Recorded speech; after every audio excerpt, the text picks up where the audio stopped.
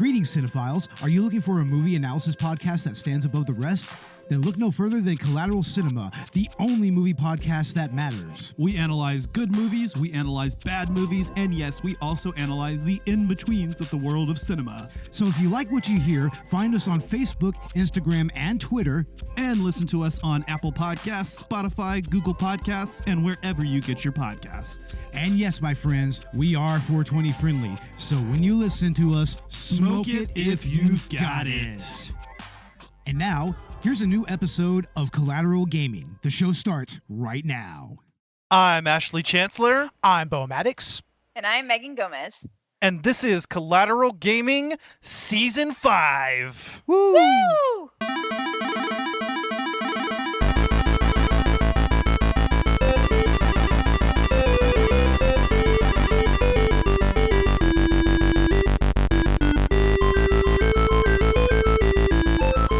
Welcome to Collateral Gaming, the only gaming podcast that matters, where we focus on good games, bad games, and everything else in between in the world of gaming. We are podcasting straight from somewhere in South Texas, and yes, my friends, we are 420 friendly, so whatever you have, smoke it if you've got it. Smoke it if you've got it. And yes, We're that is also the... podcasting out of Georgia. Also, yeah, I'm thinking about reworking the intro a little bit because, you know, up within the core crew of Collateral Gaming, most of us are on the East Coast now, so... Yeah, that makes sense. Thanks, Alan.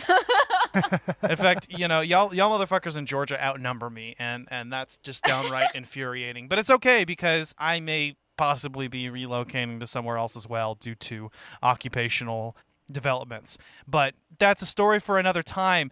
Yes, ladies and gentlemen, you did hear Beau Maddox do the his very first Collateral Gaming lead-in. I hope I did well. Yeah. I faltered there a little bit. I'm so proud of you. Oh, thank you. I mean, he's usually our lead-in guy on Collateral Cinema, except for the episodes that I do. But yeah, I thought that because this episode is very near and dear to him, and as our most recurring guest host, it was definitely. It's definitely the right time. Yeah, definitely, especially for a game as important and, you know, paradigm shifting as this one, you know? This is true. Yes, we are talking about Final Fantasy VII. But first, we have a lot of developments in the world of gaming to talk about. We got both a Nintendo Direct. We got some news from Ubisoft. Megan, you seem pretty excited about this. Go ahead and talk about it. Oh my god. Okay, so I'm going to break the news because y'all always get to break the news. We are getting a new freaking Zelda game! I'm so excited. I squeaked a little bit. I'm not even mad. I'm so excited because I know we always talk about Zelda on our podcast, and it's just a big thing for us. We're all huge Zelda fans here, and I cannot wait to see what else Nintendo is doing, especially because they're still holding up with these big consoles and all this stuff with the Steam Deck and PCs. They're still making the most beautiful, interesting games, and I can't wait to see where our favorite adventurer Link is going to go this time, because he's always doing something, I swear. Definitely. And let me just let you guys know, wink, wink, nudge, nudge, we are making some adjustments to our Season 5 schedule that had already been set because of this news. The chain is actually kind of interesting. Zach was the one that called me, letting me, asking, did you watch the Nintendo Direct? And I knew that it was coming, but I wasn't aware that it was happening that day. And I thought it was the next day. Yeah, so we are getting The Legend of Zelda Tears of the Kingdom. Yes, it is Tears, not Tears. That has been officially confirmed. Whether or not that there's meant to be kind of a dual entendre / homonym thing going on remains to be seen. But this is the official title of the sequel to Breath of the Wild. And we don't know a lot about the gameplay yet, but we did get another trailer. I'd love to do an episode just kind of breaking down all the footage we've gotten so far because holy shit.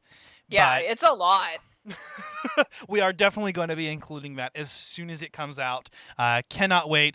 We did get a release date of May 12th.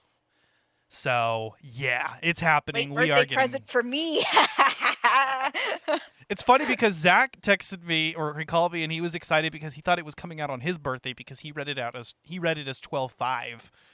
Oh, yeah. He called you, and then you texted me, and I was on my way back into work from lunch, and you were like, "Did you see the Nintendo Direct?" And I was like, "No, what happened?" And you're like, "Bro, we're getting a new Zelda game," and I was like, "What? Wait." So yeah, that's how the chain went. Zach called me, I texted Megan, and we were all super, super, super stoked. Also, part of the Nintendo Direct, we got the next Fire Emblem game, Fire Emblem 17, Fire Emblem Engage, with Toothpaste-chan and Captain Colgate. Captain Colgate. I don't know. What? Pepsi Man. The new character designs are they're interesting. I don't know how I feel about Yeah. them. The game apparently is somewhat gotcha-y, so from what people are saying, but I remain optimistic. I really loved Three Houses, and this looks to be kind of a little bit similar to that, but there seems to be a system where you can actually work alongside lords of previous Fire Emblem entries, including Barth and Sigurd, who has yet to see the light of day in the West. We have yet to get a official localization of Fire Emblem 4, but I think that's a hint that we're getting a remake here pretty soon. So that would be nice to get Genealogy of the Holy War. Maybe Thresha 776 would be kind of a nice package deal. What else happened with the Nintendo Direct? We're getting a lot more ports from big games, which I think is a big step for Nintendo. Because we've already had a Plague Tale come over. That's a pretty big game, especially considering the storage capacity of the Switch itself. We're going to be getting, let's see, we're getting No Man's Skies brought over. We're getting a couple more games, but we're getting a lot larger capacity games being brought over to the Switch, which makes me think that they might be making something after the OLED system with a little bit bigger capacity just to be able to handle this kind of stuff, which is very exciting because while the Switch is essentially a console, it is very portable. And honestly, I haven't seen a lot on the Steam Deck. It seems that Nintendo is still just pulling the punches, and kind of waiting a little bit, but they're about to just right hook somebody. They're still carrying the market, and I love that for Nintendo because they've done so wonderfully with the Switch. I've been playing it, on and off between that and my PlayStation because I got my PlayStation clean. So she's finally performing as she should be, which I did have a little bit that I wanted to talk about that whenever we get into talking about playing the game and doing all of that stuff with Final Fantasy. But I'm really excited to see what else Nintendo is going to do. It makes me think that maybe we are going to be getting a full capacity console if you're not wanting the portability of the Switch or you don't really move the Switch too much, because we haven't seen any new systems besides just like a redone Switch in a while, and we haven't heard anything from Nintendo in a while besides like what they're releasing on the Switch itself. So I'm kind of waiting and keeping my ear open for that. We've also got some other big news coming out, though. If I don't know if you were to talk about it or if you want me to talk about it, that's up to you, my guy. Well, I mean, we also got, as part of the Nintendo Direct, there was Pikmin 4. I think you mentioned the sequel to Tunic, which was an indie game that came out a little while back. Also, Crisis Core Final Fantasy VII Reunion, which is the remake of Crisis Core, which ties into what we're talking about today, is going to be coming to Nintendo Switch and other consoles in December. So excited about that because I've never played Crisis Core, and it will be really fun to be able to get in Zach's shoes. And I've even seen a little bit of gameplay of the new title. So that the remaster looks like it's going to be a fun way to experience this title, both for the first time and for people that played the original game. Yeah, because I played the original, and I did play it on actually my PSP, which was a lot of fun, and I remember doing a lot of that in my childhood, and I'm excited to see how they're going to do this remake because the way that they've done the original 7, which we'll get to in a bit, has been very, very interesting for me. So I'm really excited to see what else they're going to do because they're really they're moving forward a lot because a lot of people were kind of disappointed with 15. So to see them kind of going back into these very nostalgic games, I'm like, oh, let's go, baby. Like, I can't wait. I'm so excited. 7 Remake was actually very well received, and we will be talking about that, rest assured. But yeah, focusing on the compilation of Final Fantasy VII, I think, is a good move because that is definitely the most critically acclaimed title in the series, something that we will be referring to in this particular episode. We also got new Assassin's Creed games announced from Ubisoft. Not only are we getting a return to form game set in Baghdad, I believe, called Assassin's Creed Mirage, which is going to actually kind of return back to the series' more stealthy formats. We are also getting 2 more console games, which are actually going to be more of the open world format that we've seen from Origins, Odyssey, and Valhalla. One of which does include feudal Japan. So Ubisoft, you waited. Ghost of Tsushima came out first. I'm still excited to see what you do with this setting. That is going to be called. That is right now tentatively titled Codename Red. We're also getting Codename Hex, which seems to be related to witches. I'm so excited for that. You have no freaking idea, because like the way that Assassin's Creed goes about bringing forward these subjects of like history, I want to see how they're going to do this, because like, are they going to, like they've like had little hints, but is it going to be like Salem? Is it going to be like a different type of witch? Like, what are we getting? They're just like, oh, it's going to be witchy. And I'm like, okay, like what kind of witch? Because like, are we going to like do like have like hex challenges, or is it just going to be like straight out just like you need to collect this and this for your altar to unlock this power? Like there's so many ways they could go with this, and it's an interesting trope to kind of go with, because it's not something that they've done before. And same thing with the feudal Japan. They're kind of going off in a different direction, almost as they did with like the revolutionary style and the pirating style, and they're kind of branching off, but they want to make it sneaky, and they're kind of doing that in an excellent way, because in Baghdad, Baghdad is Baghdad. You've got to make sure that you blend in with the crowd, especially there's always things going on in the history like timetable that they're in. Same thing with witches. Witches are always, burn them at the stake, kill them all. So they're gonna make it very interesting in a story dynamic, and I'm sure that we're gonna fall in love with a character and freaking lose them, because Assassin's Creed. I also have heard that the Valhalla storyline, the Origins through Valhalla storyline, featuring what's her face, whatever the fuck the name of the modern day protagonist is, Layla, is coming to a close. We are also getting a mobile game that is supposed to be open world, code named Jade, which is going to be set in China, I believe. And we are also getting a Netflix partnership, some kind of live action series happening there. Assassin's Creed has attempted live action before. We'll see how it goes this time. I kind of liked the movie. I thought it was interesting. I don't have any issues with it. And I still kind of like the Assassin's Creed franchise as a whole, despite the lows.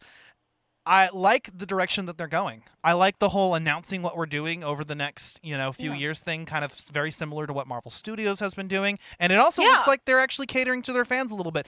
I mean, first of all, finally getting a feudal Japan game. Second of all, creating, kind of appealing to both sides of the fans of the original series who felt that the Assassin's Creed has lost its touch since going open world RPG, and the people who like the new open world RPG games, including games of both types.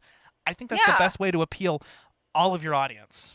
And also, like, I know that people are kind of like upset about the whole Netflix thing, because we have had kind of like for me, it wasn't a miss. I did like the movie, but look at The Witcher, right? Henry Cavill is in love with The Witcher. If you find somebody who's as passionate of a fan with Assassin's Creed to be able to be the lead of that show, it's going to go phenomenally. I mean, The Witcher is going into season 3, and people who haven't even freaking played the games and read the books are picking it up, and it's a windstorm. I think it's going to be very, very successful for Assassin's Creed to do this, because there's just a formula that's been started with Netflix, and I'm hoping that we don't get the Netflix, disease where they cancel it after 2 to 3 seasons, because that is one thing that's unfortunate. Stranger Things is even falling to it, with season 5 being the last season. But I am excited to see how they're going to adapt the games into a full series. Like, are we going to go through a timeline kind of thing similar to what we had in the movie? Are we going to do specific styles? Are we going to get like an Ezio story? Like, how are we going to do this? Are we going to go back to our roots or go forward? Is there going to be something that ties in with the game? There's a lot of ways that Netflix can go about it, and they have a lot of good tools in their belt right now. So I'm not mad about it. I think that it's a very good play for Assassin's Creed to be able to do this and sell some licensing and get some more publicity, because I mean, if you think about it, I mean, just like I know I keep using The Witcher as an example, but just The Witcher alone, like it's one of the most watched series on Netflix. It's one of the most anticipated series on Netflix. You couldn't ask for any more than that. Yeah. Well, I think that about wraps up what we wanted to bring up in news. But let's go ahead and let's talk about Final Fantasy VII, because we actually have a lot to talk about this game. And in this part, we are covering the entirety of the original game. A game that probably could have been a 2-part episode in its own, but we are reserving part 2 for the remake. Beau, go ahead and start us off. Why do you love Final Fantasy VII? I mainly love it, well, obviously the nostalgia. I mean, I played this game when I was like 13, 14 years old. That's when it came out. But also what I love about it is just how it moved gaming forward in such a substantial way. I mean, this was the first truly cinematic experience that we had in gaming. And you look at how gaming is now, it's like pretty much baked into the gameplay and into the way that stories are told in gaming. I mean, we've been watching like videos about actual literary analysis of Final Fantasy VII, and it's like, it's just so incredibly dense story-wise, you know? Yeah. I mean, it plays on so many different themes that honestly, we're probably not going to be able to get to all of it in the span of, what, like an hour and a half or whatever. We're just not going to. Yeah. I mean, but this game, it also really showed how you could actually personally interact with a game as well. You know, I mean, these were characters that kind of became real to us a little bit, you know? I mean, the world felt very real. It felt like there were lives that were being lived in every town.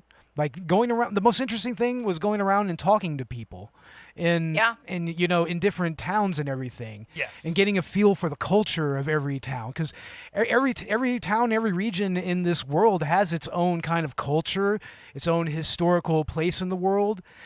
And I mean, and also just into the backstory of, like, you know, the Cetra and everything, and just how basically how the planet and the life stream works. Right. You know, like, they have an actual basic understanding of how it works in a physical and in a scientific way. And it's something that's supposed to be metaphysical, but it actually has a tangible physical form and everything, you know? Yeah. Absolutely. So, I mean, there's so many different facets of this game that, you know, really pique my interest. I mean, I'm still playing it to this day. I'm 40 years old. I originally played this game when I was 13 or 14, and it's still so much fun. And it's still such an engaging story.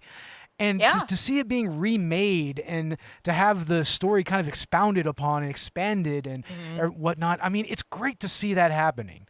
It's like that almost made me interested in new school gaming again. You know, I mean, if you know anything about me, I'm more of a retro gaming kind of person. Like, to me, gaming ends at the PS3 in most ways. But I mean, yeah, it's great to see that this story and these characters are now being passed on to a new generation of gamers. You know, I mean, I'm very happy to see that. You know.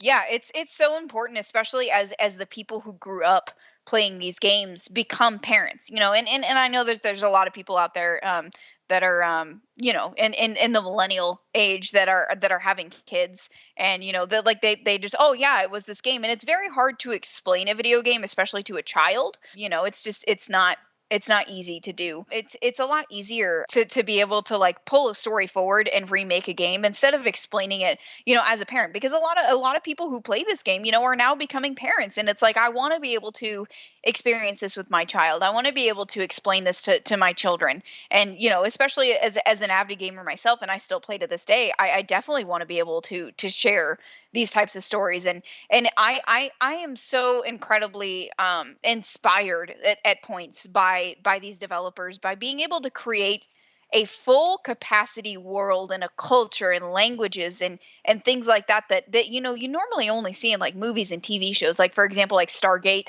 is a very good one. You know, they create an entire, you know, planet, and then, you know, they travel to another planet. It's a totally different type of culture, totally different type of people, and it really created a blueprint of bringing forth this style of gaming of, let's immerse the gamer. Let's bring the gamer into the story. Let's make them, you know, fully feel the form of escapism that really, you know, has passed on to this day.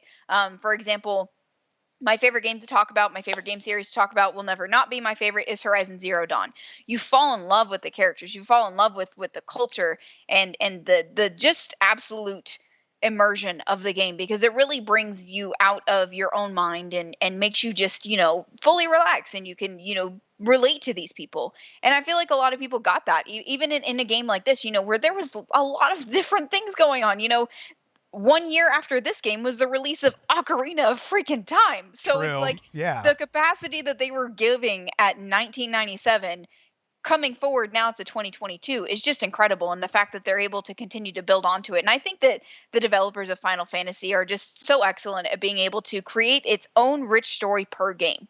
Because, like, there's so much in number 7, and then you go to, for example, number 13. And for me, I did as everybody knows, I go to cons and I love, conventions and things like that. The amount of Tifas and Eris and Clouds and Sephiroths that I saw was so cool as a kid, because it's like you still see it years later, and you can see, like for number 13, you got to see an entirely different world, and it's entirely different culture and different, antagonists and things going on, and you see lightning and you see all of those characters.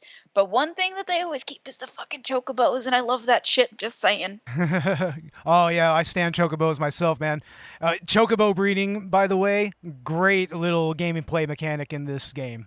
We'll probably get to that later. That's something that I thought added a lot of character to the game itself. Yeah. So for me, and I'm glad that you brought up Ocarina of Time, because these are both examples of games that have become so ingrained in our culture, especially due to their advent prior to the internet.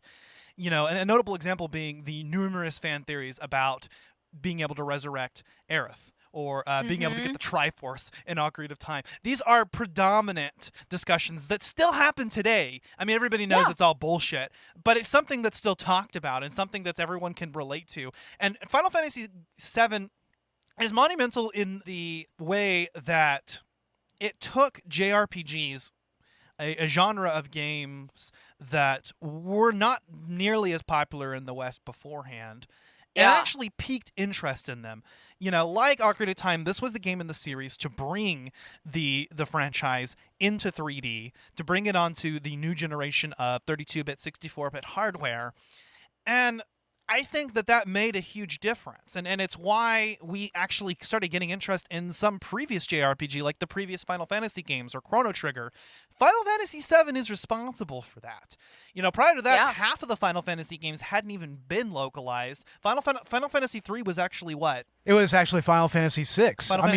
That's how screwed up it was. Like, they didn't even release any of these games in chronological order here in America, because this style of game it was just virtually unknown. Right. Now, me and my friends, we kind of knew about it a little bit, we played Chrono Trigger before, we played all that stuff, but this was where the formula was really refined into something that was accessible to everybody, Yeah, and I feel like it was a great blending of gaming cultures as well, because, like, for a long time it was like American gaming systems and Japanese and Chinese gaming systems were so different, and this was the perfect just blending of all of that. And now it's like this big, beautiful, immersive culture that we talk about today, and it's like anybody can relate to a gamer, and all gamers relate to each other. And it was because of games like Ocarina of Time and Final Fantasy VII that we have this big, amazing culture and this great community of people who just all get together and talk about video games, and talk about what they want to do, what they're playing, how things are going, all of that. And it's all been brought together by this and Ocarina of Time, and it's so crazy, and it's just so wild to think about. Yeah, and both of those games are unique in that they're kind of their own standalone communal experiences in the world of gaming. Well, like I said, there were these urban legends surrounding the games. There's an entire community, and that was before Grand Theft Auto 3 came out and kind of took over the whole urban legend gaming field. Grand Theft Auto. For me, I had never actually played a Final Fantasy game. I have 13-2 on the Xbox 360. I'd played just a little bit of it a long ass time ago. Remembered running into Mail Flanagan, Naruto's voice actor, and actually being kind of surprised. Yuri Lowenthal, Sasuke's voice actor / Spider-Man, is in the remake, by the way. But I had never really interacted with the Final Fantasy series. I knew of it, but I'd never really gotten into the series. I hadn't played any of the games. This was my first foray into it. And let me tell you, I'm supremely impressed. I understand why this is the most critically acclaimed title of the series, and may I tell you, from my point of view, this is an excellent way to get into the franchise. Yes, especially the remake. Right. Well, what Final Fantasy VII does differently, and differently from every other Final Fantasy game, is its inclusion of the materia system. I think that is one part of it. The other part of it is just in very, very impressive storytelling style, which we'll get to in a bit here, that, that mixes, just a really intricate plot with some subtle storytelling. But, in regards to the materia system, I think what makes that great is that it took predefined character classes and archetypes and turned it over on its head and decided you can build your characters however you want. And these characters, your party members, are going to be geared towards certain types of attacks. Some are geared more towards physical stats, some are geared more towards magical stats, and will have differing amounts of HP and MP. But other than that, you can make your characters do whatever you want to do. You can have, a Barret be a tank and also cast some spells. You can have Cloud be both a bodyguard and a badass mage. Yeah, exactly. And I mean, going to the materia system, it's just the depth that it adds to the gameplay and the customizable aspect of it is what was so revolutionary at that time. Because, I mean, before then, it was they use a traditional job or class-based system. Right. You took up a certain job, and with your experience points, you leveled them up. You got different types of Kiraga, and all that stuff. And that was what you were. And if you wanted other abilities, you had to change job classes. Here, that is completely shattered. I mean, you can pretty much take like white mage magic, black mage magic, and also materia that might, be better left for like a thief or a monk or something like that. And you can just combine it. It's almost like, pick and play stats and whatnot. You mix and match. It's mix and match, yeah. And what's really great is, I would spend just countless hours of time playing through this game, setting up my materia and constantly rebuilding my characters and designing them for different situations. And yeah, that's the best part of it, is that, you can pretty much set your materia and everything according to what part of the game you're at and what, boss you're battling and everything. What weaknesses that they might have or, whatnot. Yeah. And that even translates now into Horizon. Like, just when y'all talking about that, like, you think about like the areas that you're going to and the creatures that you're going to fight, like it all starts here. Like it's crazy to think about how you can you can open up so much from such an interesting game too, because it's not just like, oh, well, I can do magic or I can do this. It's like, if I want to be a full on just straight up, soldier, I can be a soldier. If I want to be a mage, I'm going to be a mage. And you can just, like, it even though you're with the same character can be translated to so many different types of people and so many different types of gameplay in just one game, which is incredible because you never really saw that before. It was just like, oh, hey, look, I got a gun. Hey, look, I can carry this gun. Look at this. That's cool. That's fine.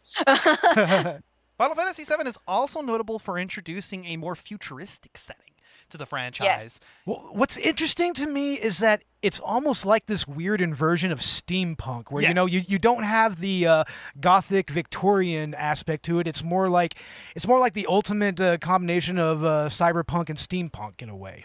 Yeah. Yes. And so you've got party members carrying swords and guns in the same battle, and that's or just fists. You've got martial arts and just everything combined. Anything that you could think of is in this game, and it's just fantastic. I love the inclusion of materia, which is actually the crystallized Mako, which is actually from the life stream of the planet. There's a whole lore system that's established throughout the game, and again, we'll get into the story here in a little bit.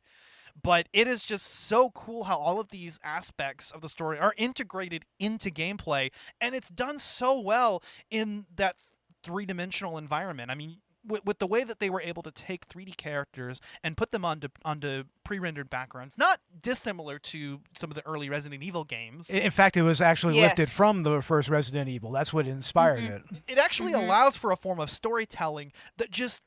Again, it is actually what led to an interest in Western audiences in the genre and the style of gameplay. Yeah. Which, thank God for that, because that's all I play now. But I just was blown away by how complex Final Fantasy VII is, both in terms of gameplay and in terms of story. There is just so much. My only real complaint with the game is that it's been really easy for me because most of the bosses in the game can be beat by just spamming your most powerful attack. Yeah, well, fight Ruby Weapon and then get back to me.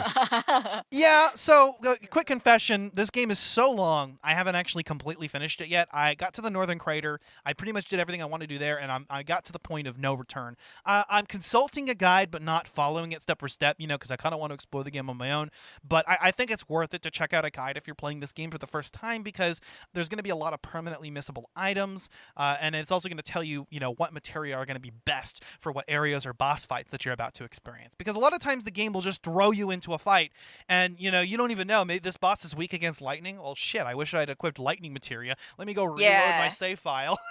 Yeah. Do that. Yeah, and something that I wanted to, before we leave the subject, is, so, Beau, I'm 24 and you're 40, and I've experienced this game in my childhood, but we've had it so differently because this game was a little bit older. This game came out a year before I was born. Oh, okay. And I played it later, but it was still, it's just this thing with these games that are older, and it still holds up to this day, I feel like, but it's one of those things where it almost escapes, like, the time that it passes, right? So even though this game was released in 1997, it's still a beautiful game in 2022 when we can see the pores on players' faces in other games, which is something that I'm just so enthralled by because it's an interesting thing to, like, think about.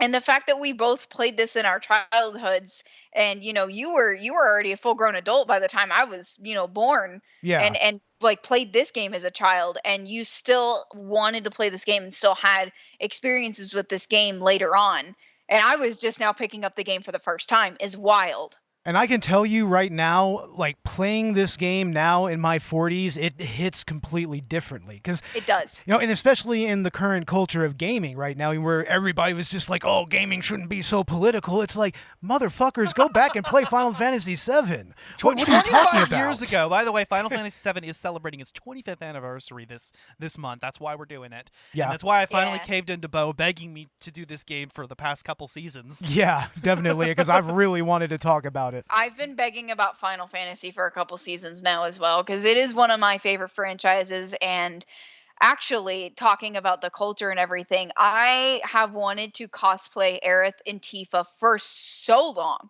So long. And I feel like anybody who's been to a convention knows exactly what I'm talking about because they're so easy. You literally just get a little red dress and you're Very Aerith. easy, Done. yes. And it's so fun to be able to tap into that nostalgia as a cosplayer, because it's like that's not something that you get to do a lot, like there's so many big beautiful cosplays now. People are going out and making Mandalorian cosplays, and that's cool, that's fine, but like bring back the nostalgia too, like as much as I like Boba Fett, I want to see some Aeriths, I want to see some Tifas, and I can't wait to see the resurgence of that in the cons that we're hoping to go to this year. Hopefully there's not another outbreak of COVID and stuff. That's why I say hopefully. But to see more Aeriths and Tifas like I did in my childhood, like I cannot wait for that. I'm so excited. I just And like would probably big dress up titty as Aerith anime myself. girls. Yeah. This motherfucker. Fair enough. Fair enough. No, we talk about it all the time. It's fine. We love big titty anime girls. Big titty Tifa- anime girls? Okay. Tifa is the ultimate big titty anime girl that is your best friend from childhood. That Mommy? I'm sorry. also- Mommy? Mommy. Also, she and Cloud totally banged under the high wind. Don't at me.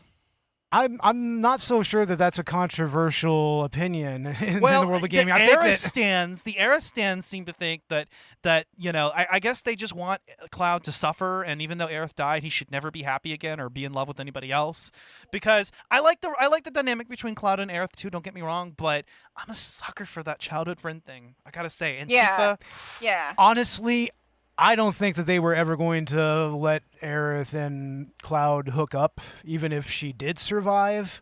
I think that Tifa was always kind of the main canon for the her, main yeah. canon love interest for him. I kind of want to say so. I mean, especially because Aerith dies, but it definitely seems that they're heading that way. But what I like about the game is that they do leave that ambiguous. Even in the work that comes afterwards, like Advent Children, they're not clear on whether Cloud and Tifa end up as a couple or not. They want to allow people to kind of make decisions. The fact that you get to pick whoever, you get to go on a date with in the Golden Saucer scene based on the hidden affection system. Hey, did you ever you never got Barrett, did you? I want to get Barrett. I've done it. I got Barrett. I got Barrett on the date once. I did.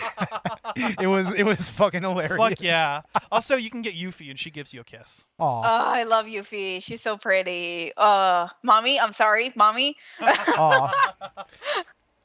But yeah, I oh man, especially because both all three of them, because there's definitely like a love triangle thing for a minute there. All three of them have such like Aerith has a less of a harsh exterior, but Tifa and Cloud just have the most hard exteriors, except for towards each other. They're very soft. Definitely acts different around Tifa. I mean, around Barrett and Avalanche, he's just kind of detached. He doesn't want really anything to do with them. He's aloof. Around Aerith, he kind of tries to act a little bit too cool and impress her. He's kind of awkward. But around Tifa, he's his natural self.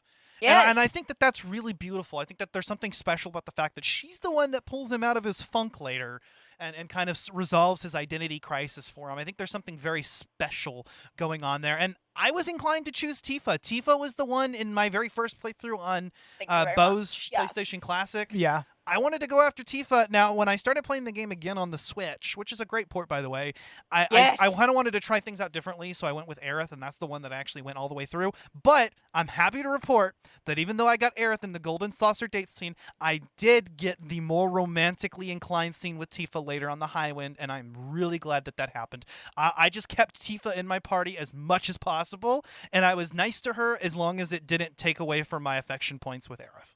Yeah, well, here's the thing about Aerith and Cloud, though. Aerith is the type of character who she could cut through people's bullshit very easily. And that's really why she's a perfect foil to Cloud, because she sees through his bullshit. There's a good argument for both. She sees through that, So Aerith sees through the bullshit, but Tifa is the type to slap him back of the head like Gibbs style, like NCIS style, and be like, "Get your fucking shit together. Shut the fuck up. Think about it for 2 seconds and really look at this." And he's like, "Damn, but you right."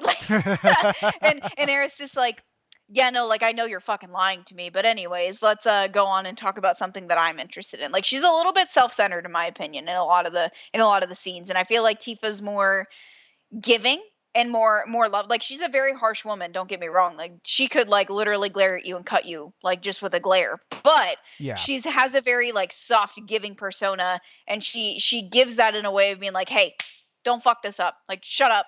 Think about it and don't be stupid." Well, also conversely, I would say that if I had to really choose, I would think that Aerith is probably a little more approachable just as a person than Tifa is. Tifa's a stone cold hard bitch. She is. Though. I love that. But I mean, Aerith is cool, man. She's cool. She's a cool chick. They're both she's great. A hippie child. And by the way, regardless of what you think, the developers 100% intended for there to be romantic subplots with either one. The subtext is there either way. You cannot use the game as canonical evidence that Cloud doesn't like this person, because it was 100% intended that he could go either way with it. And I'm tired of people fighting on fucking Facebook groups about it. No, this is this because the game says, no, the game does not say that. The game lets you kind of pick, but I do think in the end they're kind of subtly suggesting Cloud and Tifa. That's my personal opinion. Me too. Definitely. Yeah. But and that also extends into the remake, which we'll talk about. Since we're talking about Cloud and relationships with other people, there's one that's actually displayed a little bit more prominently in the game, and that's the one with Sephiroth, who, by the way, is still one of the greatest video game characters of all time. Now I understand the hype and why he ended up making it into Smash, and I'm glad he did. Yeah. Oh my god, I love definitely. him. I love him. I know that he's he's very much. If I can relate him to somebody in modern text or in a modern concept, he's very much like a Bucky to me. Okay. And I know that Except sounds he doesn't really go strange. good? Yes. So like for a very long time he's morally gray, and he really has like this hard time finding a way to like not make a decision that's overtly right or overtly wrong, and he just does what's best. And then he kind of gets trapped into his own head, and then becomes the full antagonist and the full Sephiroth that we know. But going back and like learning more about Sephiroth, and one of the reasons why I love him so much is because he really does try to do his best to do the best. For a long time he goes about it wrong, and then he just goes about it completely wrong, but he does want to do the best that he can for a while there, and then it just ends up getting totally fucking corrupted because of the voices in his head, essentially. He goes And insane when he discovers his origin, and he just Mhm. burns Nibelheim to the ground for apparently no fucking reason. I don't know. He's insane. he goes full Thanos at the end, if I can compare it to modern And like he concepts. becomes a But god. He tries to. You know, in Yeah. typical JRPG fashion, you have to kill God at the end. Oh yeah, Yeah, that's yeah. a constant theme with these types of games. Yeah, definitely. 100%. What's always. interesting is the dynamic between Cloud and Sephiroth, though, because Sephiroth is the hero that Cloud wants to be. From ever since he was a child, he Yes. sees Sephiroth as this Big brother. this- not even that, his hero, you know, his Iron Man, Yeah. his guy that he wants to be. And you know, the difference between Cloud and Sephiroth, even when Cloud enlists in Shinra, is just enormous. One of the best parts I love about the storytelling in this game and the way that it's told, even within day-to-day game, you know, moment-to-moment gameplay, not even within cutscenes, is the moment in the flashback and when you get to Calm. I love how the game actually, first of all, lets you play through the story instead of just having it be a cutscene. You know, there's a lot of show don't tell. Yes. But what's really cool is there's this moment where, you know, you have Sephiroth as an AI-controlled character in your party, and he is just vastly overpowered.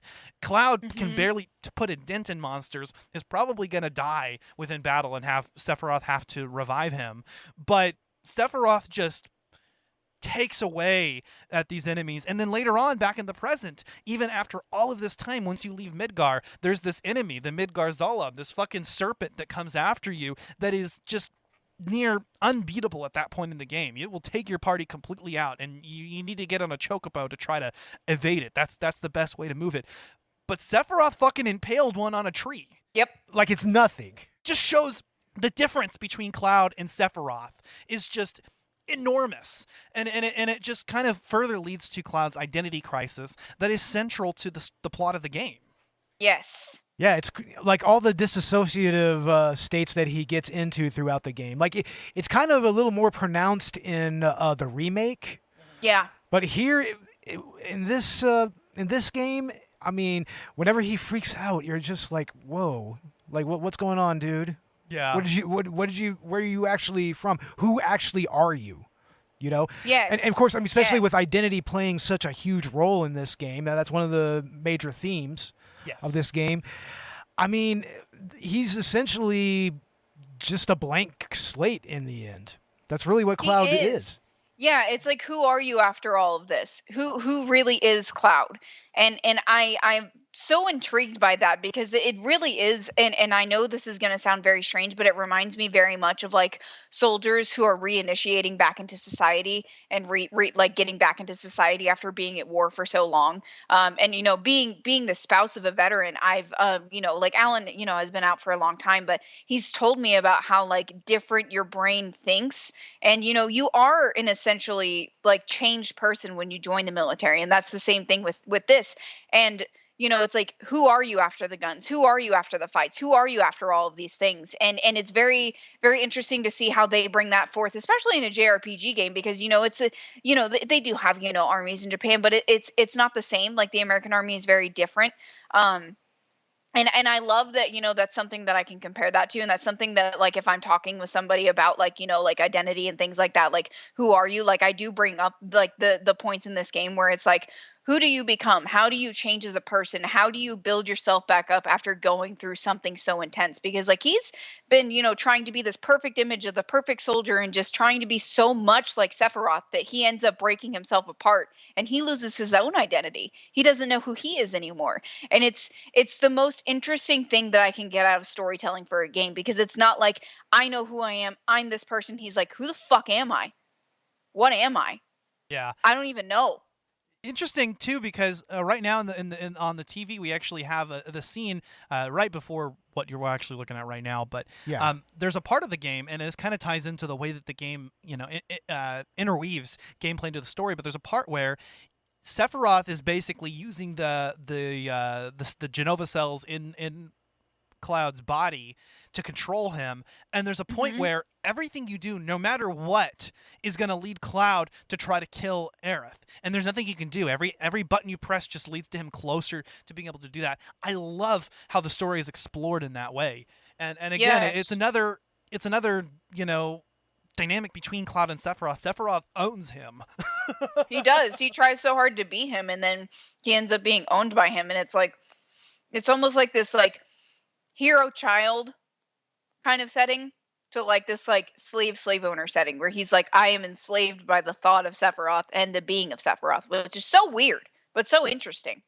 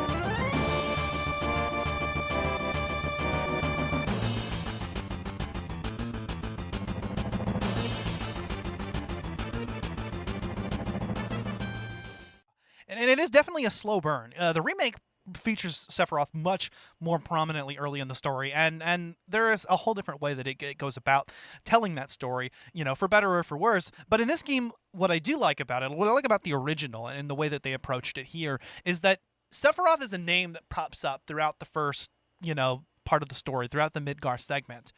But you don't actually ever see him until the flashback scene. And so you're just kind of building up to this figure. I mean, up until that point, Shinra was the major antagonistic force. And by the end, you're fighting against Shinra, you're fighting against Sephiroth, and you're somewhat even fighting against the planet itself.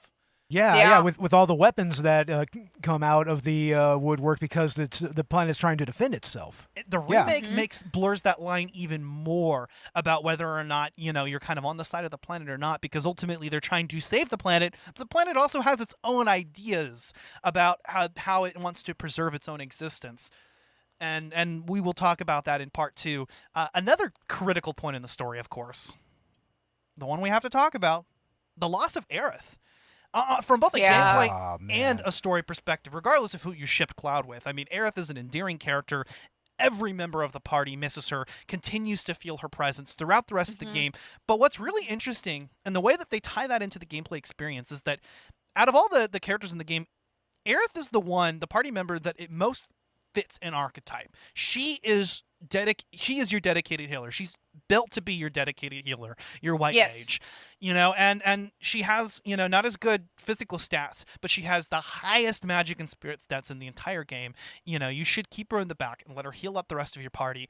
And what's crazy is when she leaves midway through the story, which is one of the biggest twists in video game history. That hole is felt throughout the rest of the game. You never quite have a character that fills that role very well. Well, and that's not discounting the emotional toll it takes on the player when that moment happens. I mean, let me tell you, back in the day, when that happened, that was devastating. Yeah, I cried like a baby back bitch. Oh, seriously, it was a devastating moment. I mean, they built this girl up to be like just this really fun and awesome character who actually has a very big role in the stake of the planet, and then she's just kind of unceremoniously killed. You know what makes me feel guilty is her mom tried to prevent all of this. She didn't. She told Cloud to go. Definitely. And Aerith insisted on coming. And it's kind of like, how culpable is Cloud and the rest of the party in that? I wouldn't say that they're very culpable I in don't it think because so. in the end, Aerith made her own choice to go with. She did. That's the Go with conclusion you come to, but you ask yourself that question, and I'm sure Cloud does. Definitely. Yeah. Sometimes I wish I could hear his thoughts because I want to know like what exactly he thinks about the entire situation because I know he probably, but I'm 99% sure he feels entirely guilty about her death. Oh yeah. There's no denying that. And I'm sure that, especially because like when you think about it, especially in Final Fantasy games, like she is one of the most magically enhanced as far as like squad mates go, even going into like different types of Final Fantasy games. But she's very, very powerful for a little tiny lady. And for them to be able to create, such a happy, positive spirit out of someone who is capable of definitely not being, a good person if she really, really wanted to be. She could go full on Wanda and kill some motherfuckers, but she's just this light, happy person. For them to be able to create that with such a big power is incredible, and she's very much like a very strong woman archetype, especially for like a JRPG game.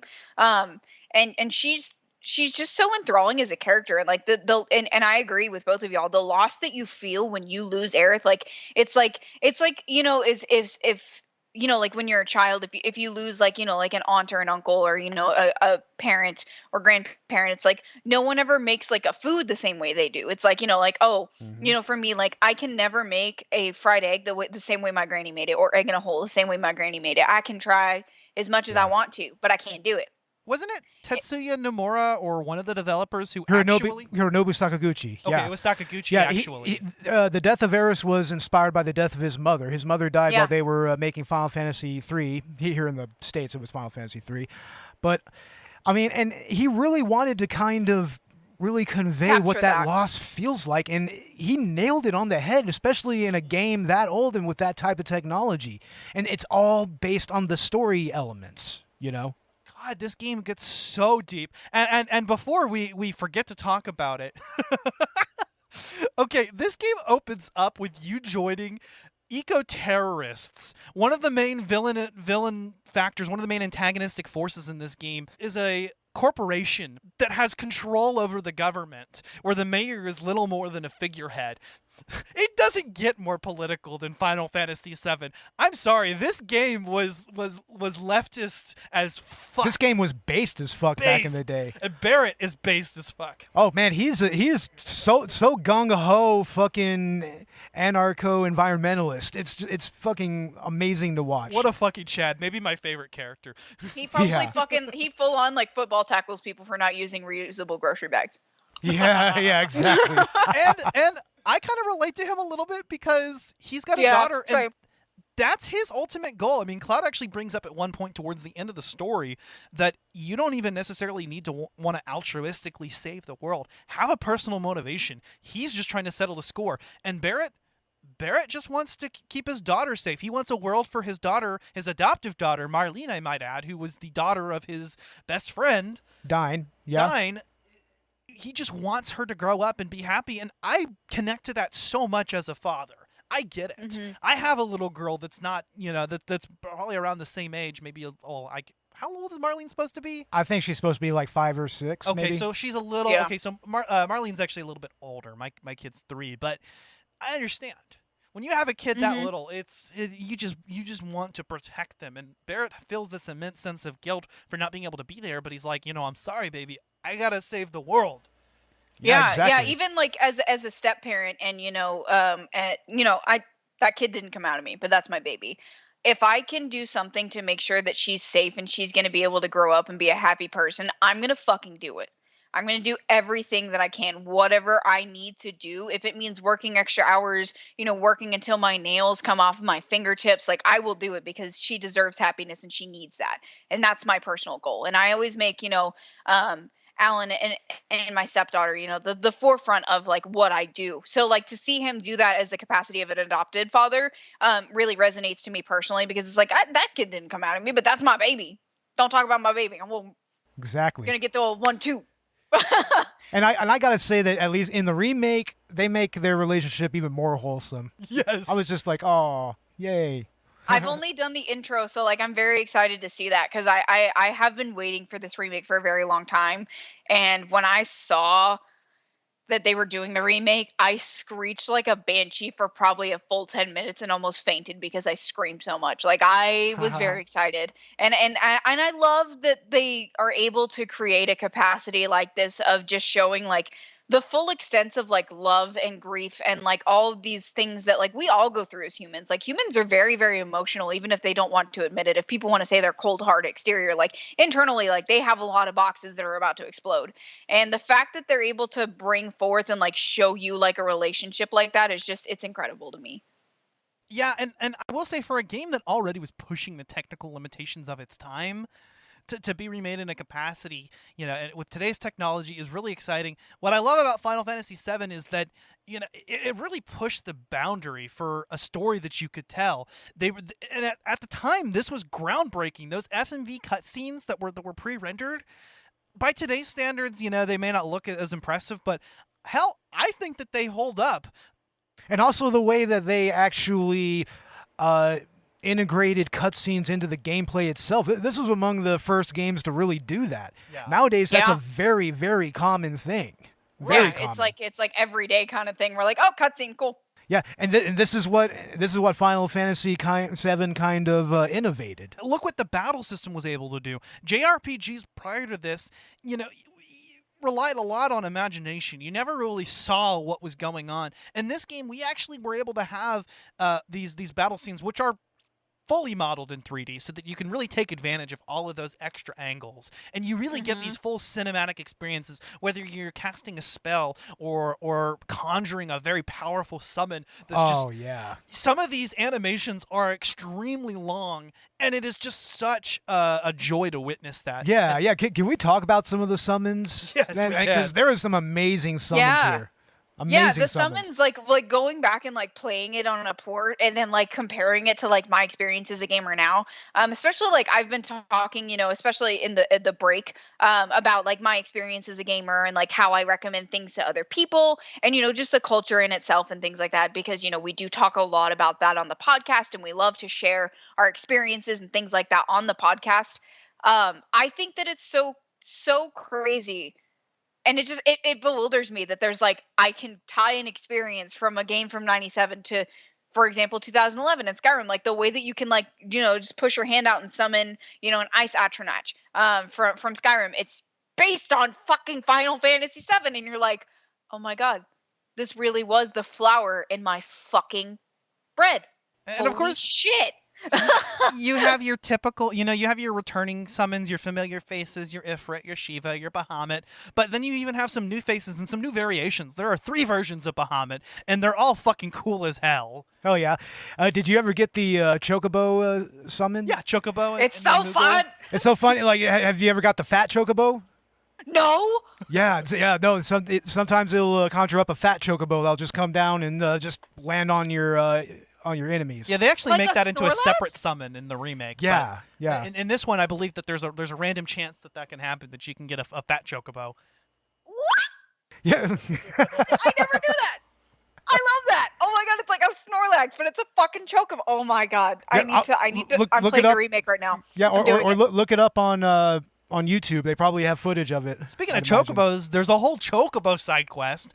Not just a whole Chocobo side quest, but an actual entirely different gameplay mechanic there. Right, where you can breed and race Chocobos. Oh, I just looked it up, and it is the cutest fucking thing I've ever seen in my life. I need a Squishmallow of this immediately, now. Excellent. But yeah, Chocobos are the best part of Final Fantasy, period. Yes. And then just making this into pretty much its own game, like with the breeding and the racing. I mean, that was innovative in its own right. There's a whole bike mini game that ties into the one part where Cloud rides the Hardy Daytona after the Shinra building segment. There's a whole mini game dedicated to that. There's a battle square. There is so much to fucking do in this game. There are entire optional boss battles that you can fight on the overworld that will apparently test your limits. Now, I've beat Ultimate Weapon. I haven't faced Ruby or Emerald Weapon yet, and I am looking forward to the challenge because I haven't felt challenged yet. Speaking of chocobos, I love the tribute that they did to number 7 in this, in number 13. And I don't know if either of y'all have played it, but this was one of the best tributes to me, in my personal opinion. Is one of the players, and I cannot remember his name right now. He's the black guy. He has a little chocobo chick. He's like, oh yeah, I also saved this. There's a little chocobo chick that comes out of his fucking afro.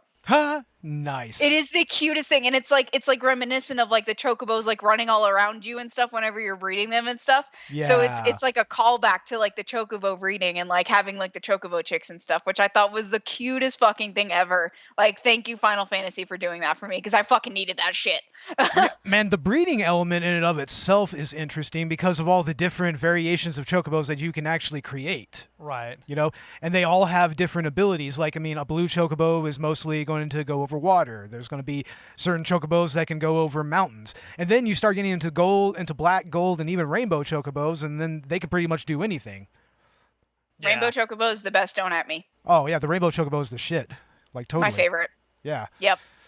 Yeah, but the gold I chocobo... could so see somebody like taking the remake, and this is how you can tell I've been on too much fucking TikTok. Someone just like riding on a rainbow chocobo and be like, "I'm rolling with the LGBT." Exactly.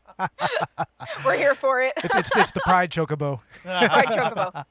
Yeah, no, the Chocobo side quest is one that I haven't extensively gotten into, but I did breed my first couple Chocobos, and well, actually, I caught my first couple Chocobos, and I'm gonna breed and get, you know, and kind of follow that plot line. Man, there is just so much to do in this game, and there's a lot that's actually missable if you miss it the first time. That's why I actually do recommend, you know, just at least consulting a guide to check and see. You know, I missed the first enemy skill materia that was in the Shinra building. The enemy skills are something that's overlooked, I think, by a lot of gamers. There are a lot of really useful skills. I completely overlooked the enemy skill thing whenever I played Final Fantasy VII. I never really used it that well. Well, we're not even going to get into Pandora's box, because that's the one enemy skill material that you only get one chance to get in the entire game, and before the final boss. But a lot of the enemy skills are actually really useful. You just have to find the right one. Some of them are just kind of I'm not going to use that, but there's one that'll actually cast haste and barriers and magic barriers on your entire party, which is extremely useful. There's a lot of different elemental attacks, so even if you don't have elemental materia that are equipped to your character, you'll be able to exploit those. And so let's say you're in that situation where you're against a boss and you don't have the right materia equipped.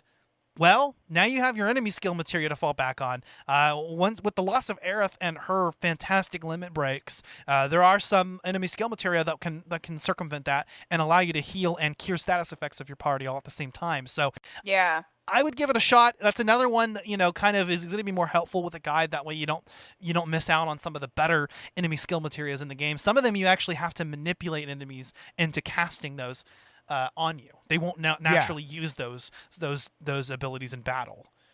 But if you use the manipulate materia, another materia that probably is overlooked and not, you know, used nearly as much. Also the morph materia. You can morph Master Tonberries into... Fuck those enemies, by the way. You can morph those into ribbons. I hate those things. Fuck those things. I hate those goddamn Tonberries. It does remind me of the Tonberry summon in Final Fantasy VIII, though. That's actually a really useful summon in that game. But here, it's like, no, Tonberries are assholes. Straight assholes. Oh, fuck those guys. And it's like, I think I even had the right materia set up. You know, I would have the either Destruct or Odin with an added effect materia to prevent instant death, and they still got me. Come on. Oh, yeah. What the hell? They're just like, you walk in on my territory, get fucked. They're like, oh, okay. They just come at you with like that cute little face and that knife, and they're just like, can you just imagine one just walking towards you? And yeah, that's just what it is. It's just one little knife. No, just go, I would run for my fucking life. Nope. That's like the whole La Llorona thing, right? Like I still eat ice cream for breakfast sometimes. You show me that fucking movie, I know that bitch is gonna come for me. Like the same thing with these little fuckers. If I ever saw one, I'd be like, nope. Opposite direction. No, not today, Satan. Not fucking today. Definitely. Yeah. Moment to moment, there is just Final Fantasy VII just has an extreme amount of depth. The battles are fun. Random encounters may not be everyone's forte, but I, for one, actually loved grinding up my characters. Beau is a grinder. I'm a hardcore grinder on Final Fantasy VII. Like on my current file on the PlayStation Classic, I'm not even to Golden Saucer. I'm almost at level 60. So it's like I've just been bro. Like, hitting I it don't hard. understand why you haven't been playing modern games then, because there's some shit you can grind on. Like Oh, yeah. Horizon, for example, Skyrim, Mass Effect, surprisingly. Holy shit. Well, there's something special about games like Final Fantasy VII. And I think Yeah. Final Fantasy VII is a great example because it uses the active time battle system. And the ATB system is, a lot of people describe this game as turn-based. It's actually pseudo-turn-based. Some of it happens, it's pseudo-turn-based, pseudo-real-time. It is going to be, menu-based, but it's something that you can actually grind while you're watching YouTube or while you're It's very easy to do that. I mean, listening to a podcast. I mean, you could just sit there, and then once you get your groove and you get your the gist of everything, I mean, it's so seamless to grind like that, And even some of the more like modern ports of this game have like a fast forward function. That's going to be immensely helpful if you just want to kind of grind it out and spend some time.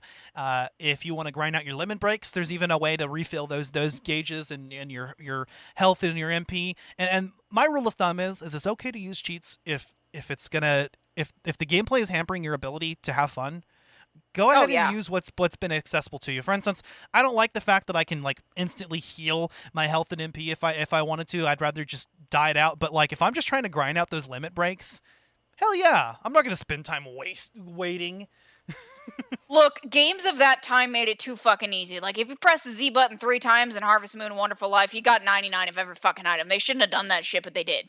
Okay? Like, if you're gonna be that stupid about it, I'm gonna fucking use it. Yeah, I mean, I can see that. Yeah. But I think that at least the fast forward function, and if you're just trying to like get all the limit, for instance, you want to get all of Aerith's limits before she's out of the party, Definitely. I understand that. But hell, even if you're playing the original version of this game, like you said, you can kind of just grind it out and chill out and do something, multitask. Oh, yeah. And that's kind of what I think is special. I think that's quite why you jive with it.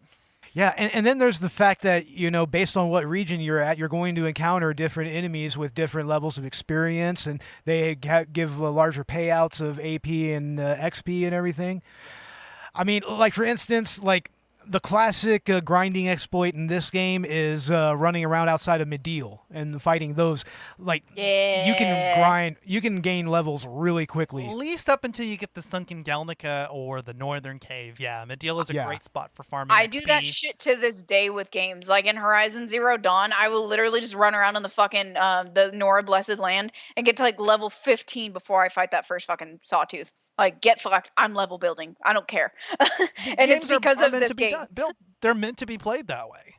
Yeah.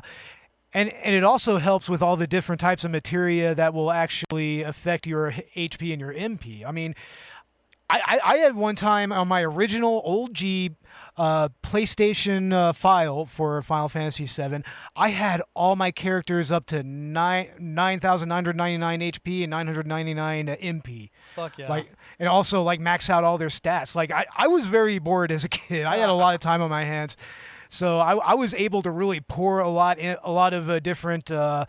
The different items that affect that raise your stats and everything. I was able to. I had enough money that I could just go in there, buy 99 of them, and then just give them all to one character. Oh yeah, no, you master just one all materia, and you're actually set for a normal game playthrough. No, master the HP plus and MP plus materias. Those will pay out those will pay dividends later on in the game. Like, especially dealing with the weapons. Like, you want some heavy XP for that. Well, or HP. Yeah, well, I'm just talking about like Gil, farming Gil. Oh, farming Gil is that's master a whole those other all thing. materia, and they will sell. They'll net you enough Gil to pretty much just one or two will last you the entire game, and you'll never have to worry about Gil ever again. So it's worth it to keep the materia equipped. Equip those double or triple AP weapons while you're grinding. And that way you can sell those, and you'll never have to worry about it. And that's what's really nice. I also loved just happening upon new materia in the wild and getting to try out new abilities. Yeah, that's all. It's always fun when you come across a new materia that you didn't have to buy or whatever.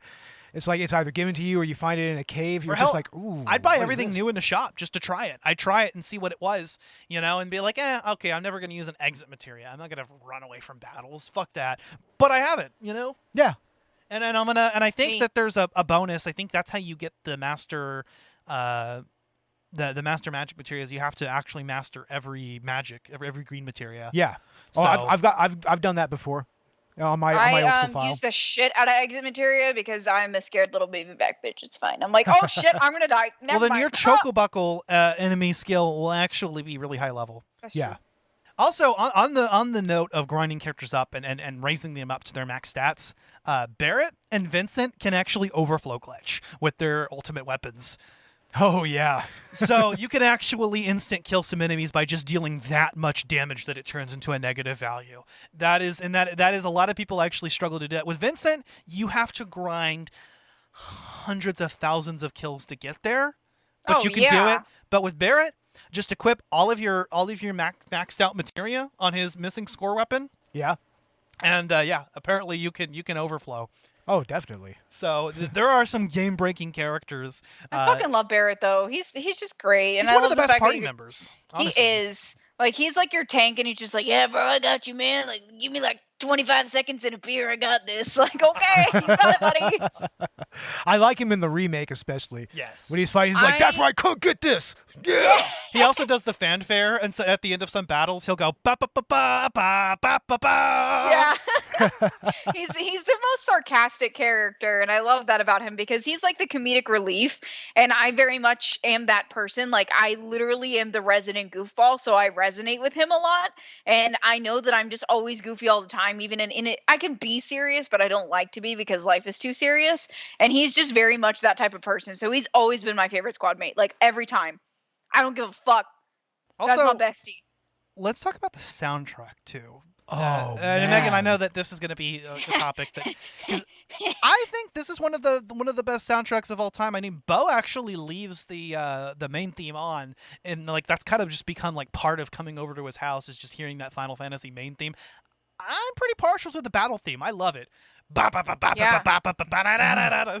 Or that Yeah. or that boss battle theme, and when you first hear that, it's like, all right, we're getting metal now. Fuck yeah!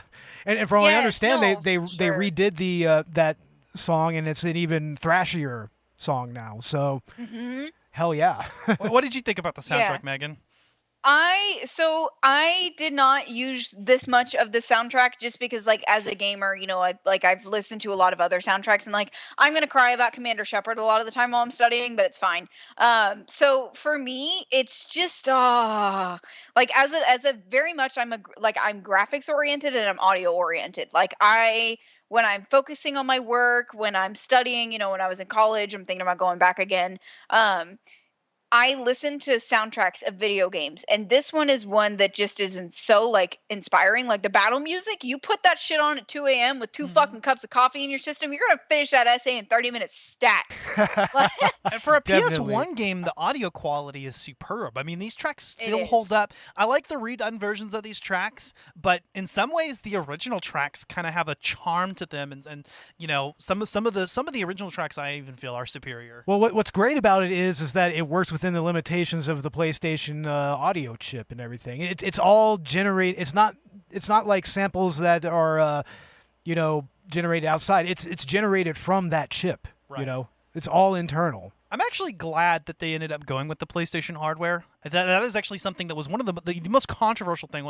Another way that Final Fantasy VII set itself apart was the fact that it was the very first game to be an exclusive for the PlayStation. Up until that point, Final Fantasy was a Nintendo exclusive, and Yeah. Nintendo was pretty sour about it.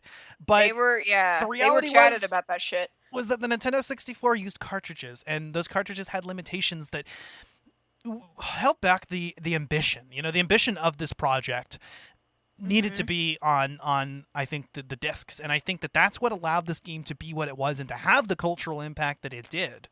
Makes me Yeah. wonder. It makes me wonder if Final Fantasy VII had released on the N64 and they would have managed to get the 64 disc drive over here.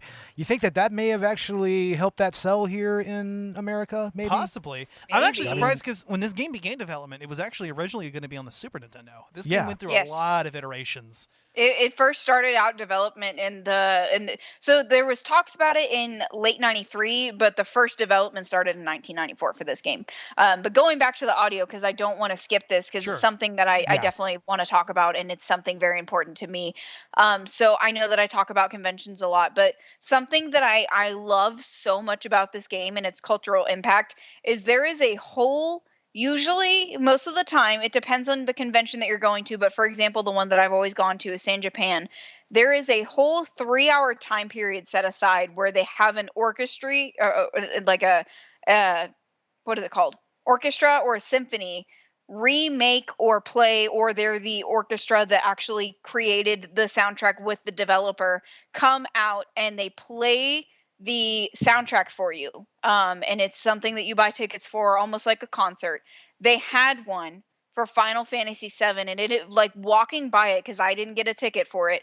It like there was like 200 people standing outside of the symphony room listening to it, and some people were in tears because this soundtrack is very beautiful, especially when they played the song from The Loss of Aerith. It's very much like it's an impacting song, but it's such a like I want to use the word fairy type because it sounds like there's almost like fairies twinkling, like the way that they kind of use those high notes on that. Yeah. And it like the amount of people that just sat there and listened to it and didn't know that this was from Final Fantasy VII, but experiencing that was incredible. And they still do a lot of these things, not so much for Final Fantasy VII, more for like, the later games. I do believe with the remake, there have been some orchestras and symphonies who have been talking about it.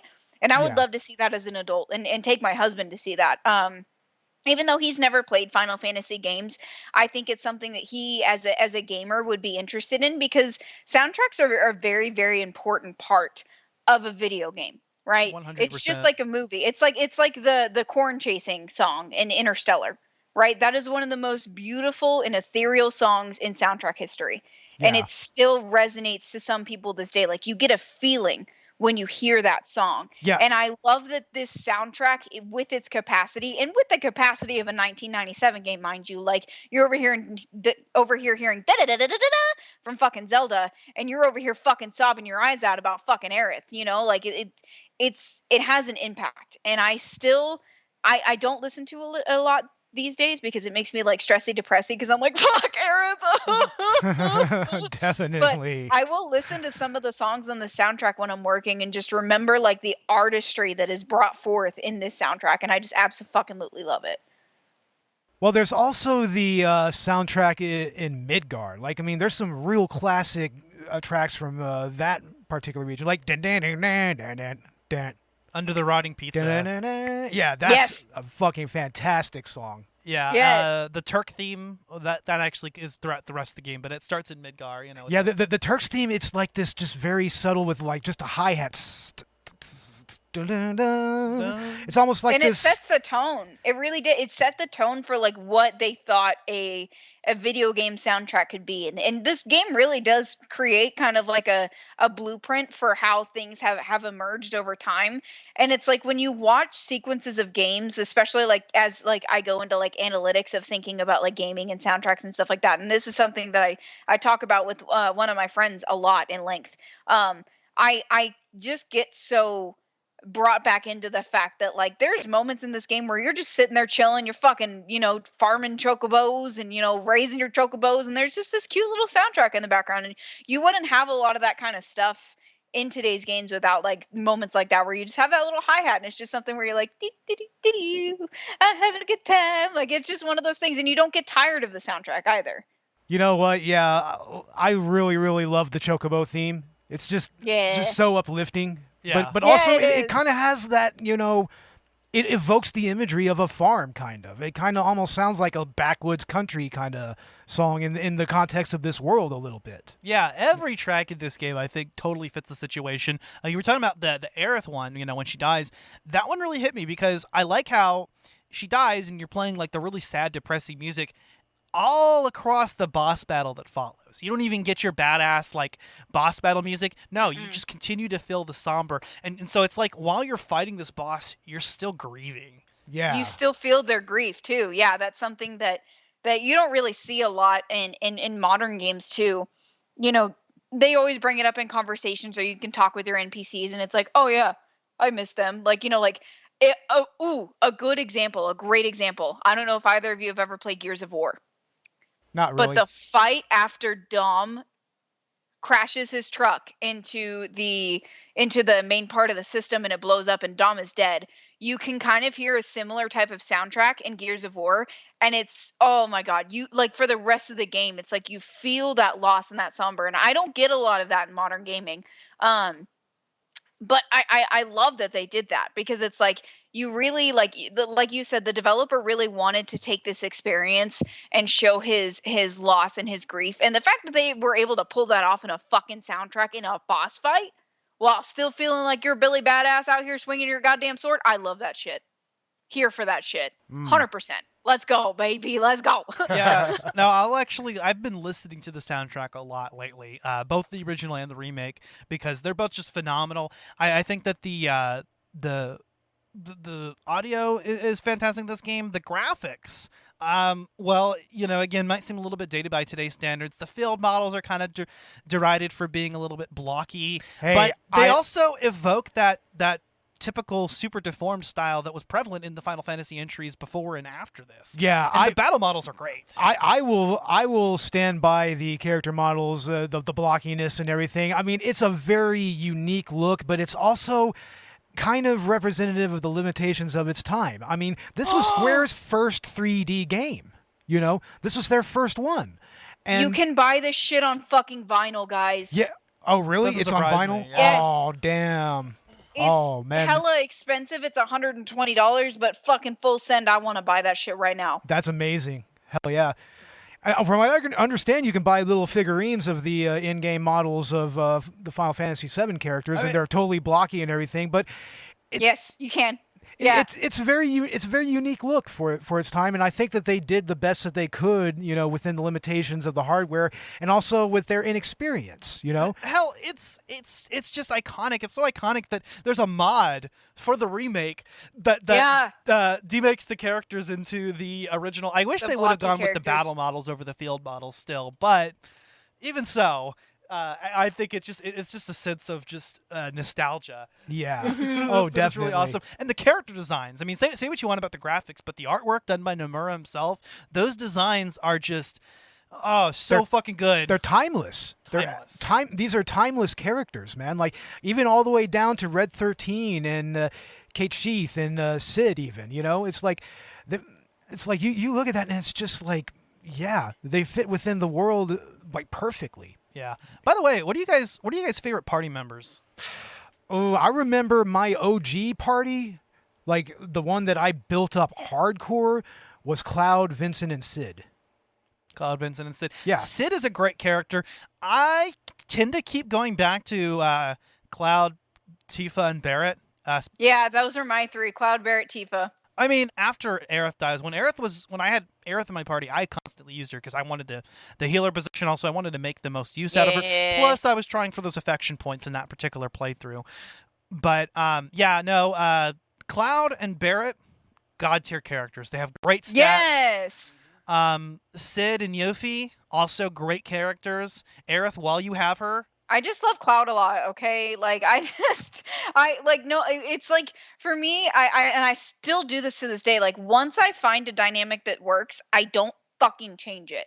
And I probably should, because there's points that are essential to storylines, but I cannot fucking bring myself to do it. I'm like, nope, this squad gets me the most damage, and I got this during this boss fight. That's what I'm going to fucking do, and I'm going to stick with it. Well, and you can make those characters. Some people have brought up that it kind of, personal rankings of characters is kind of redundant when you can kind of build those characters however you want, feed them enough sources to kind of build the stats that you want to for where they make up. I mean, you can even turn the worst character, Ketchi. I mean, honestly, just can we all just agree that Ketchi is the worst character? I'd never even used him that much, ever. I used him once and fucking hated it. Oh, definitely. But if you like that character, you can use him. Well, he's a trainer, and he's also just a bad fucking character. His limits suck. One of them nets you a game over. Why would you do that? Or like Vincent. He's a character whose stats are great, and he's also one of the best candidates for the death blow materia because he has two weapons with 255 accuracy, but his limit breaks are uncontrollable and can actually result in you healing the bosses that you're fighting. So it kind of sucks, but I like how you can even take, mid-tier characters like Tifa, for example. Not a great character by herself, but you can build up her damage output and turn her into a powerhouse, equip her ultimate weapon or the Master Fist on her with a cursed ring and just negate her instant death status, and she can deal double, triple, quadruple damage and just become a total powerhouse. She is once you build her up, yeah. She also has another weapon that's a good candidate for Death Blow. Yeah. The God's Hand. I mean, I just put her in my squad mostly because I thought she was hot, but after I built her up for a while, I was like, okay, I can deal with this. I used her because she's hot and because I ship her with Cloud, and I wanted to erase her affection points as much as possible after getting Aerith as my date partner. What about Rude and Tifa? Okay, so that's another part where there's just a subtle element in gameplay, which I didn't even actually notice in my playthrough, but Rude mentions in one conversation that you happen to overhear that he likes Tifa, that he's got a crush on her. And Too bad, so sad she's mine, bitch. What's funny is in the battle after that, and this is an optional conversation, optional boss battle, and I think in the succeeding battles afterwards, if you have Tifa in your party, he won't attack her. Unless he has nobody else to attack, there's a small chance that he might do it. But most of the time, he'll just be silent and he'll refuse to attack her because he's got a crush on her. Fun fact. Here for it. I just love that subtle little gameplay element that they threw in here. Yeah, masterful ways of incorporating storytelling. Exactly. Yeah. Well, damn it, she's hot. I can't fucking kill her. The Turks are great characters in their own right. You kind of grow to love, characters like Rude and Reno and Elena. I let them go. That last Return to Midgar segment where you have a chance to talk them down, I did it because, there's that one part of Wutai where they're just on vacation. They didn't want to do any of this. Yeah, they're just like, hey. The Paragon in me just has to do it. The Paragon fucking shepherd in me, I had to. I couldn't help myself. and so, what's crazy is, they work for Shinra. And they're obviously contributing to the blatant classism that is going on in the society, and they get to live among the higher echelons of society while there are people living under the slums, under the rotting pizza. Yeah. But even so, they're sympathetic characters, and that's actually explored a little bit more in the remake. We'll get into that part 2 because we actually get to see, some of the reservations that characters like the Turks have. I mean, they actually got their own compilation game Before Crisis. Yeah. What was they did. What was the name of that game? Before Crisis. Before Crisis? Yeah. Before Crisis, that. yeah. Yeah. But so we'll talk a little bit about the legacy and some of the sequels, and then I guess we'll sort of wrap things up here because we're running on an hour and a half. But I know that we got out of Final Fantasy VII. It's one of the only titles in the mainline titles in the series that actually spawned its own series. It hasn't ever had a direct sequel, but it did get a movie that takes place afterwards, Advent Children. One of my favorite fucking movies. I want to check it out. I wanted to watch it with Beau, actually. We just didn't get around to it. You guys will fucking love it. There's Crisis Core, which we mentioned before. That's a game that actually follows Zack, a character we really didn't even get into this time. But that's a story that focuses on him. That's actually an action RPG with real-time combat, and that's getting remastered in December. Dirge of Cerberus. I heard it was met with kind of mixed reception. Yeah. But it's an action RPG third-person shooter starring Vincent. Yeah. That's pretty cool, actually. I kind of want to try it out. I remember it almost playing similar to Devil May Cry, just with more RPG elements, kind of. Yeah, pretty much. That's what I remember the gameplay. So we also got Before Crisis, which is defunct. You can't play it now, I guess, except through emulation. But that actually focused on a player-created Turk character, which sounds really interesting. There's been and then there's a new game coming out for mobile called Ever Crisis that's actually going to be a reimagining, a retelling of all the compilation entries. So that we can kind of get some of the stories from games like Dirge of Cerberus or Before Crisis that are harder to play now. Yeah. So there's also Final Fantasy VII The First Soldier, which is the Battle Royale on mobile. I tried it out. I'm not really a Battle Royale person, so I haven't really gotten extensively into it. But it looks interesting. It's running on, I think, like Season 4 or 5 now. Oh, Oh, wow. No kidding. Yeah. And we Damn. are getting Final Fantasy VII Rebirth, the sequel to Final Fantasy VII Remake. I'm sure in the next part we'll kind of discuss where we would like to see the story take place, because Final Fantasy VII Remake only covers the Midgar portion of the story, which And it's a arguably is... big fucking game. I want an alternate branch that Aerith lives. I think that's the direction they're heading in, but we'll talk about that next time. Yes, I So want. like I a still want Final that. Fantasy what if? Well, Kind of, sorta. Remake takes place on an alternate timeline, so, and they make that clear that there are timeline alterations, and so it's clear that Aerith may actually end up surviving. Yeah. Oh wow, okay. Yeah. Okay, because I've only been into the intro. Like I said, I haven't been too far into the game, which I am very, very excited, and I can't wait to talk about it. Especially, like coming from, talking about this game, and we'll talk about the next game. And the fact that Beau's playing it and he's more of a retro gamer, I'm so proud of you, buddy. Yeah, he played it with me last night. Yeah. I played like the first couple of hours or so. You know what's funny is I was having some flashback moments, because I remember we were in the very beginning of the game. The first time you showed me Final Fantasy VII, let me play, you were kind of trying to teach me how to play and giving me tips. And we were in the same fucking section of the game, the Mako Reactor 1 segment. Yeah. And then the reverse was true. And I was teaching you and I was giving you tips. And you were having a hard fucking time with those shock troopers and those Scorpion battle, man. Oh man, they were fucking kicking my ass. I'm just like, what the fuck, man? Wow.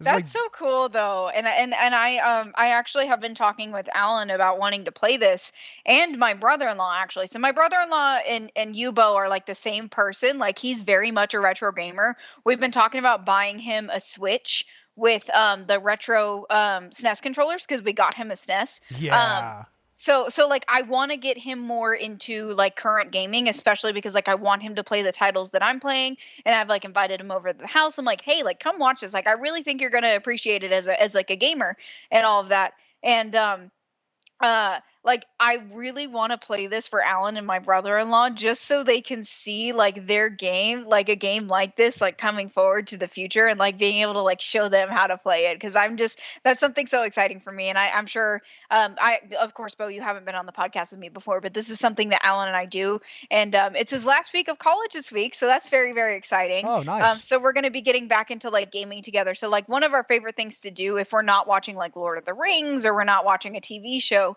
is we take a controller and we trade it off with each other, and that's like our like at home date night. Like we'll make pizza and stuff like that. So I'm really, really excited to play this, and I hope that Alan joins me for the next episode so he can talk about his first ever impression of a Final Fantasy game, and it's VII Remake, which I think is just so fucking dope, and I really, really hope he plays it with me. It's a fantastic entry into the series. Either one are. You can start with the remake and then play 7 to get the rest of the story if you want. Oh, yeah, because it's on the Switch.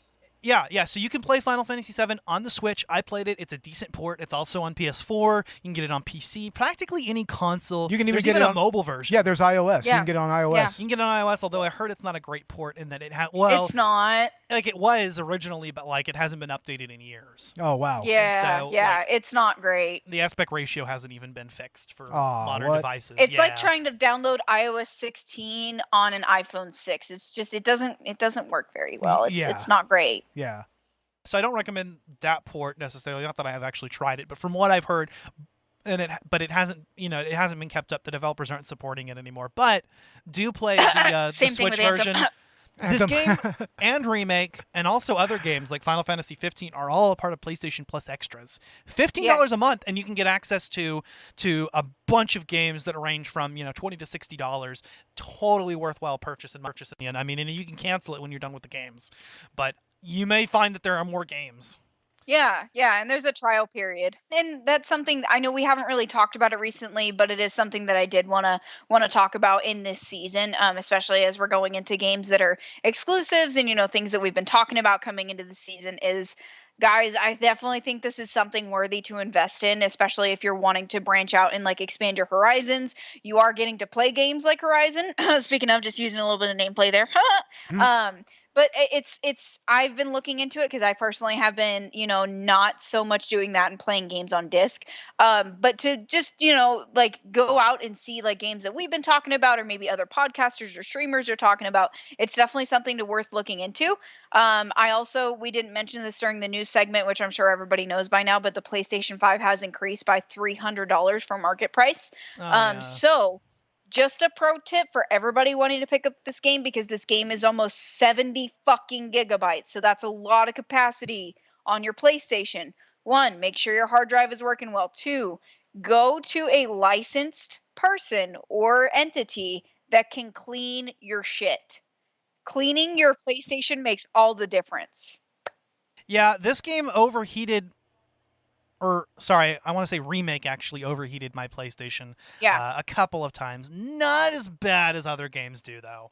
Yeah, Horizon did that shit to you so much. But yeah, definitely, it's $50. I did it to my PlayStation 4, and I've been playing some high capacity games on that shit, and it's working like it's brand new. And this thing is a first generation PS4, so she's pretty old. She's a little old lady. She's running on some old stuff, but she's able to do what she needs to do. So guys, please get your PlayStations and Xboxes cleaned.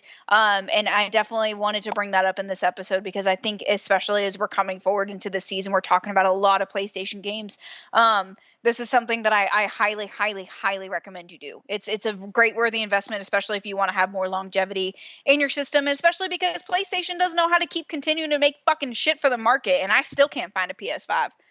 Yeah. God damn it. Yeah, no kidding. Sony, get on your shit. Microsoft's kind of figured it out. You can actually buy an Xbox Series X or S, but PS5, and it's really sad because I want to get one in time for Final Fantasy VII Rebirth. I want to play the Yuffie intermission DLC for Remake. I want to get one for Ragnarok. Well, yeah, Ragnarok too. I mean, thankfully, we're still going to be able to play it on a PS4, but it's not optimized for it.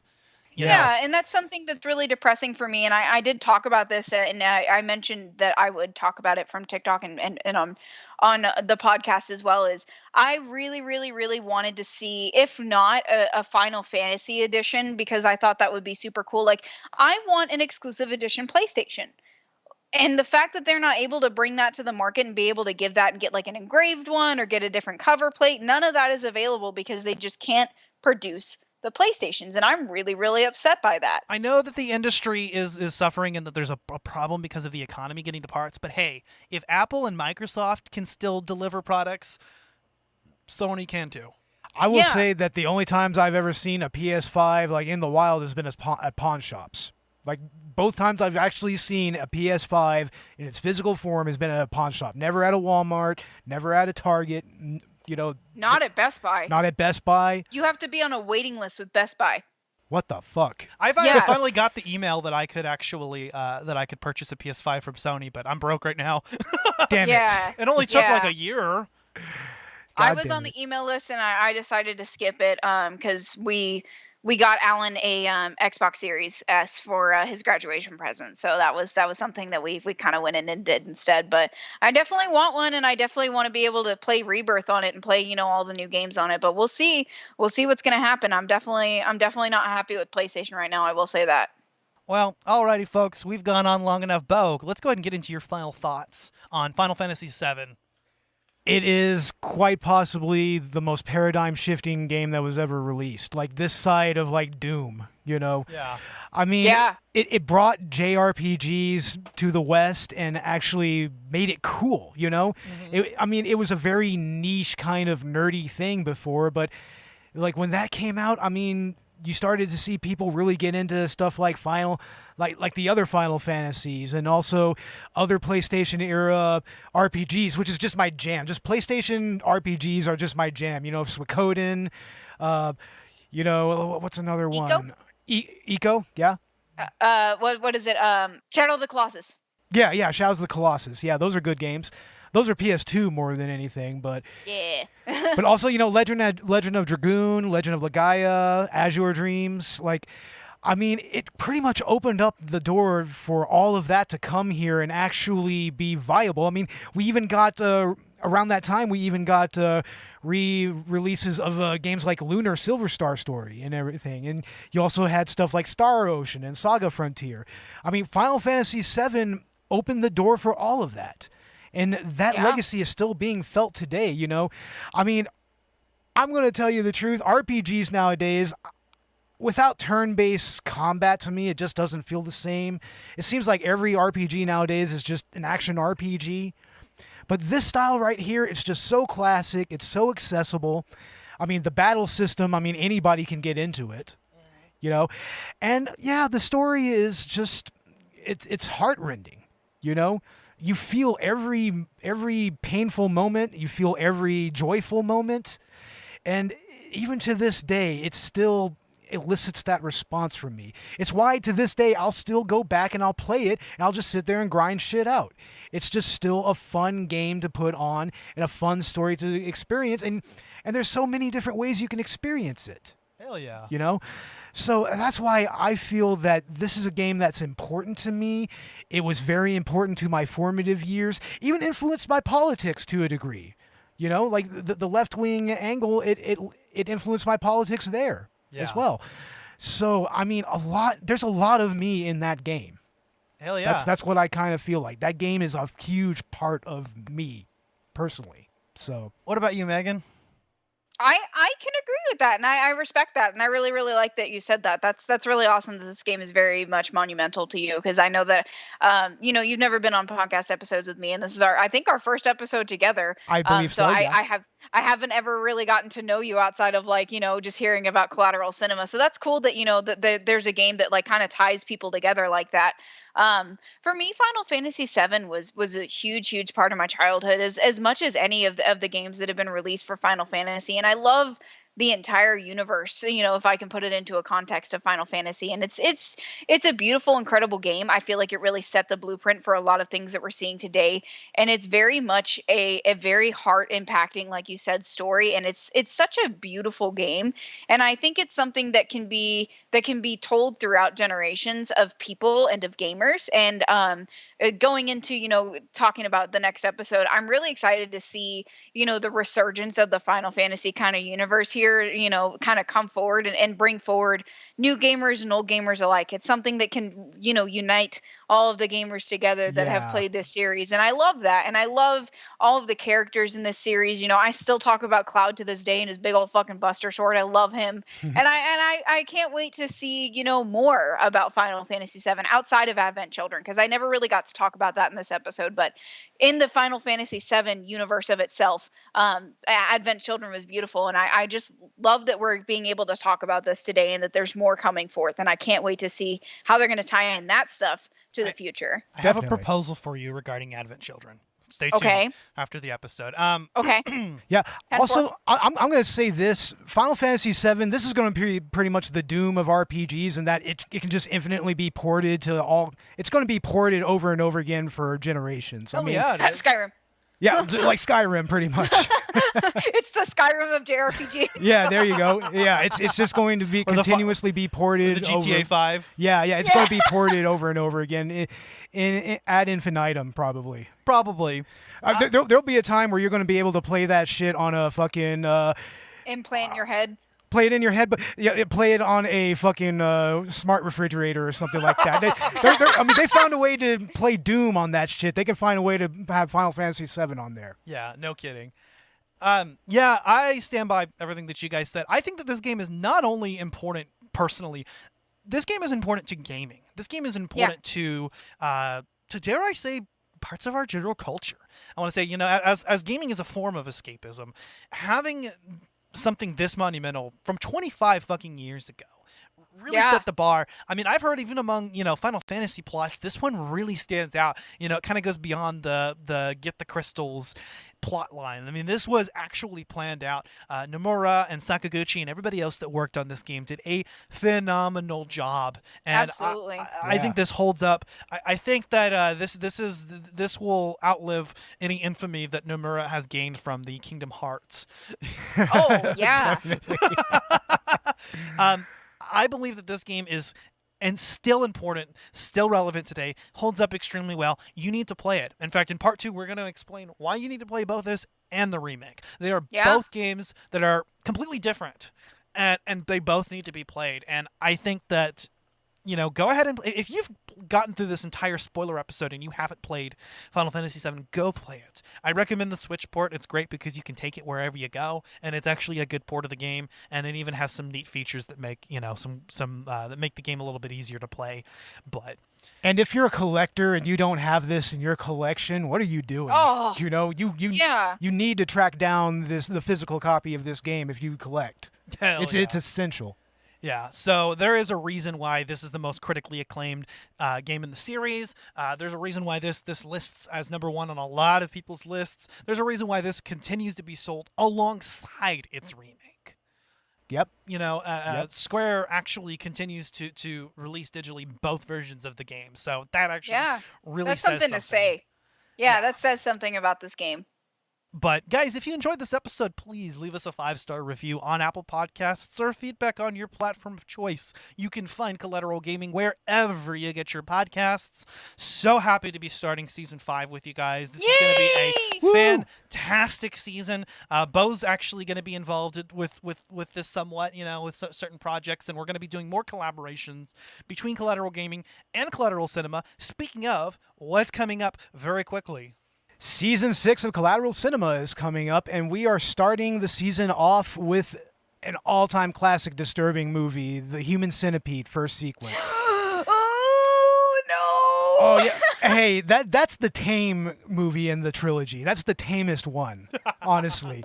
That's what's crazy about it. I mean, the series gets crazier as it goes along. So I've heard. Yeah, and also the director, Tom Six, follows us on Twitter.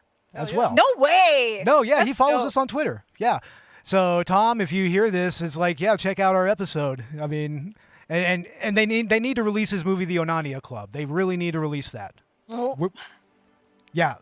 And I'm excited to talk about Final Fantasy VII Remake in Part 2 with you guys. It's going to be a blast. And I'm also excited to discuss the rest of the season. In October, we're going to be talking about Resident Evil 2, both, again, comparing the original and the remake. So that's going to be I believe I'm going to be here for that as well. Yes, sir. Really? Yay! Yeah, because awesome. that's another series that goes way back with me. You know. All right, let's go.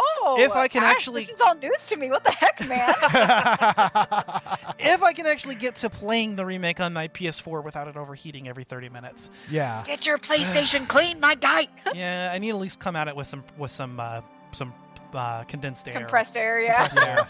Yeah. But anywho, you can also check out Collateral Gaming and Collateral Cinema on our social media outlets. We're on Facebook, Instagram, and Twitter. Check us out on Patreon as well, because we will be releasing and continuing to release exclusive content, Let's Play We're video getting game there. commentaries. And for our Patreon, we're going to go ahead and start releasing a commentary a month from here on out. Oh, wow. Okay. That's awesome.